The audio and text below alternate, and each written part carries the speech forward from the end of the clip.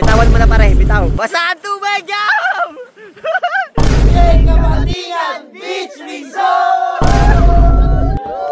So dumayo pa nga kami ng mga kasama ko rito, mga kumare ko dito sa malayong lugar na to para naman makapag-unwind dahil sobrang pagod naman sa trabaho, di ba? Stress pa. Ang problema, hindi sumangayon sa amin ng panahon. Kaya naman dumagdag ang stress namin dahil dito. Isang buwan na nga nakalipas mula nung pinabuk namin itong tinuluyan naming bahay. So nung nag-double check kami ng weather nung isang araw, totoo nga ang hula, ito ang aming madadatnan. Galit na galit, gustong manakit. Pero ganun pa man, itutuloy natin ang saya dyan, syempre.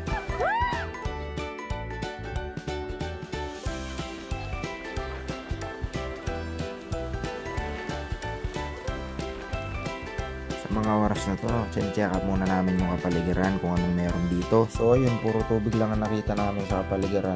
Hindi ko nga napansin na kinukuha ng pala ako ng video ng paparazzi dito sa gilid ko. Hindi ko pwedeng palayain nyo muna ako kahit isang araw lang. Ayoko muna sa showbiz. Tara.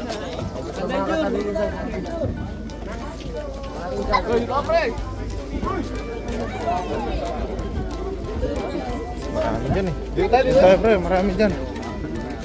Adventure, sabi ka na. Doon ako sa dulo. Kuha ko ng ano eh, photo. Sarap ng hangin, parang air. Hindi, marami ano. 360 no? So pupunta kami ngayon dito sa museum kung saan yung makikita yung mga pinapigas na hayop. Kulang lang dito yung chismosa banda dyan sa amin. Meron dito yung cheese dog, pussycat dolls, askal, at marami pang iba. Kanker, long neck, mohawk cat, at chongo na may sungay at hindi magpapauli ang mga ibon na to.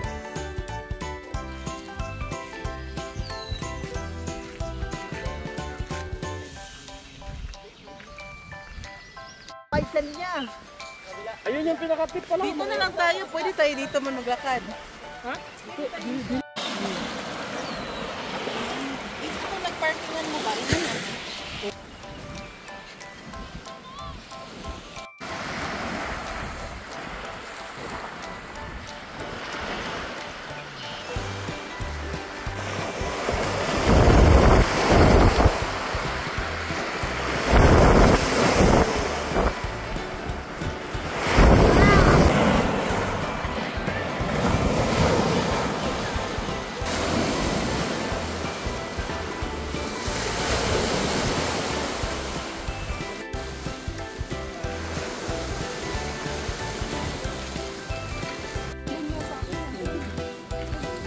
Pare, tutok mo kayo mukha mo rito pag habang inaano niya.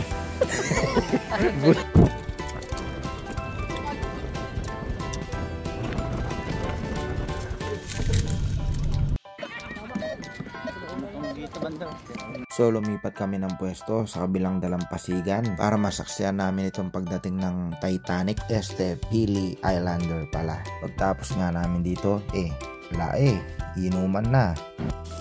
Oh, nalapyan oh. Ay, initan. Sabay nasa tapat ka ng beach. Ay! Fishing na.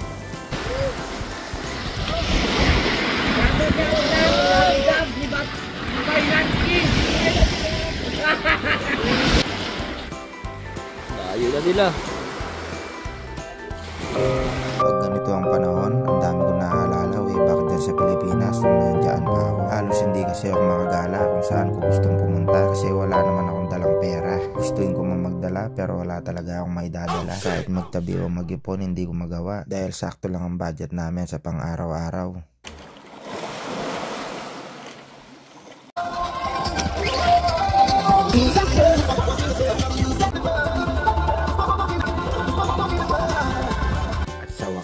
Nakasama rin ng panahon. Last night na kasi namin ito pero kita nyo naman, pinagbigyan kami ng Panginoon sa aming hiling na kumalma ang dambuhalang lake na ito. Tara, tibog muna tayo. Tapos mag-relax ng konti para bukas full charge tayo pag nag-dive tayo sa napakalamig na tubig na ito.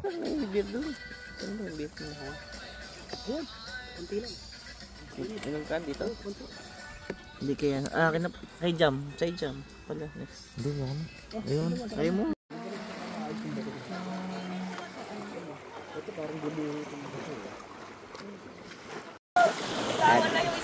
Pare jam, let's go na pare. Bitawan mo na pare, bitaw. Basa ang tubig, Jam! Binigla. Basa ang tubig. Basa ang tubig.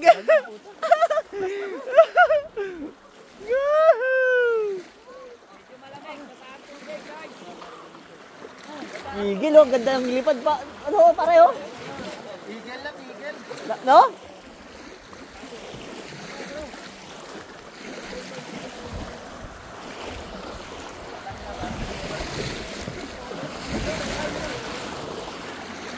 At dito na nga nagtatapos ang aking mini vlog. Oops, nice nga pala namin magpasalamat sa may-ari ng beach resort. Walang iba. J. Kabatingan Beach Resort! Woo! Woo!